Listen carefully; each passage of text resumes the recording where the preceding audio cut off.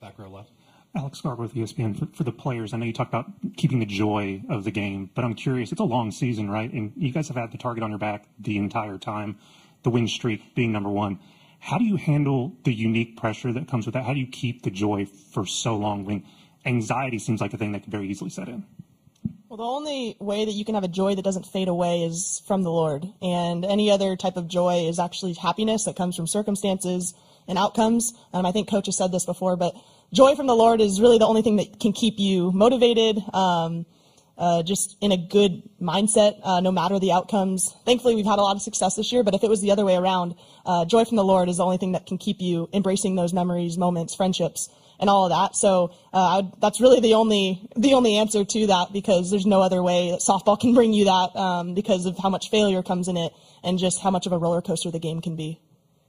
1,000% agree with Grace Lyons. I went through that my freshman year. I was so happy to win the college. I've talked about this before, but I was just so happy that we won the College World Series, but I didn't feel joy. I didn't know what to do the next day. I didn't know what to do for that following week. I didn't feel filled, and I had to find Christ in that. And I think that is what makes our team so strong, is that we're not afraid to lose, because if it's not the end of the world if we do lose. Yes, obviously we've worked our butts off to be here and we want to win, but it's not the end of the world because our life is in Christ, and that's all that matters.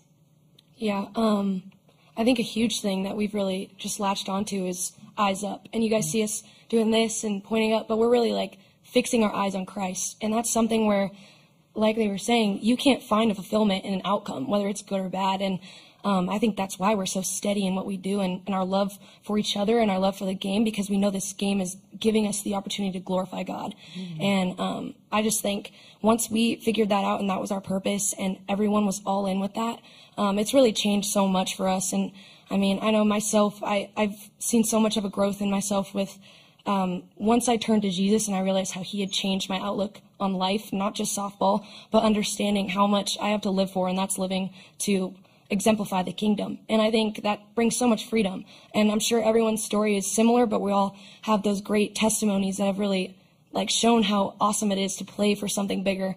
And I think that's just what brings me so much joy. And no matter the outcome, whether we get a trophy in the end or not, this isn't our home. And I think that's what's amazing about it, is we have so much more.